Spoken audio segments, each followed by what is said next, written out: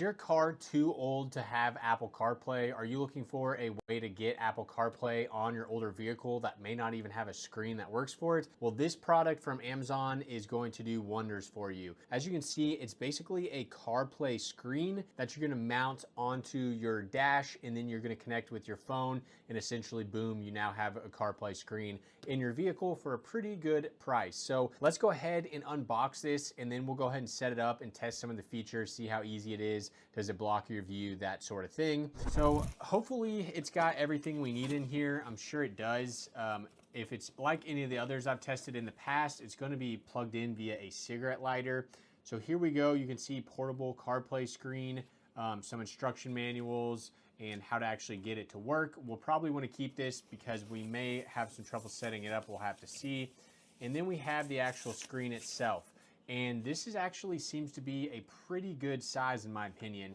If they get too big, they start to actually block your kind of view, and that is not the case with this one. It's pretty nice and incognito.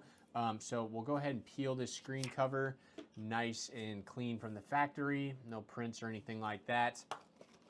Continuing on here, we have all of our cables. So just like I thought, right here is our USB-C power cable, which plugs into the cigarette lighter. Nice. And then we have a cable right here. This is actually for a rear camera. So this does come with a rear camera. We're not going to use it in this video, but if you need a backup camera, this could also work for that. And then we have a mount. Now I'm curious to see how the different mounts work, because that's going to be pretty important.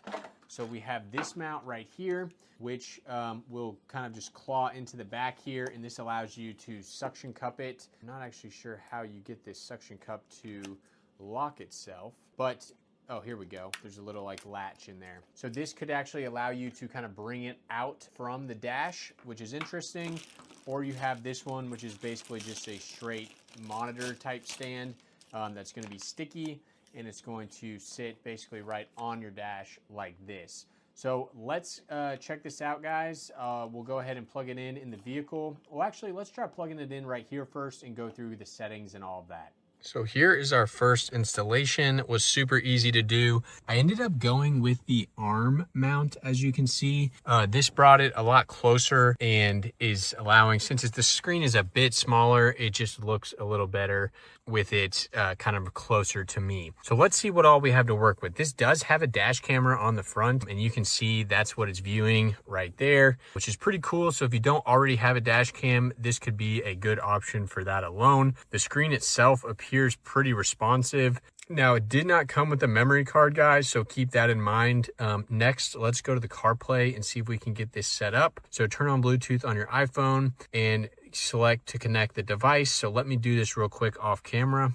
There you have it. I am officially connected via Apple CarPlay. So this is my map right here. I'm not going to show you actual driving around because that will show my address. But there's the map. I can then go to like the calendar right here. I can go to my music. I can go back to the home screen, and it's going to have everything you want, guys. It's pretty freaking sweet, and it's going to be very easy to connect and all of that. So definitely take a look at this thing, guys. I will have it linked down below, and in my opinion, this is one of the easier ones to use, so check it out.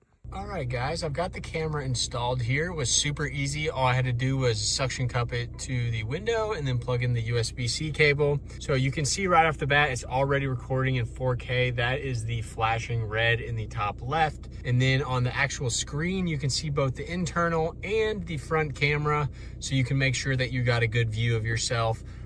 If you don't, rotate that, or you can rotate the whole camera itself like that, but I don't want to make sure I don't get too much of my hood. So let's go ahead and start driving around now and check out the video quality. So I've been driving around for a little bit now, and the screen is not shaking very much. I mean, it is a little bit, and I'm driving on a lot of snow and ice right now, but that's one of the main issues I've had with these screens in the past, is that they bounce around and make a lot of noise. Well, that is not the case with this one. It's actually doing really well. I've got my map pulled up, and I'm not having any issues at all. So I really think I'm gonna like this. It's not taking up any of my dash, because I look at about this height right here, and you can see I can still see plenty fine over the front of the car. So really happy with that overall, guys. Definitely check this thing out. I will have links down below, and it really is the simplest way to get Apple CarPlay in an older vehicle. So peace.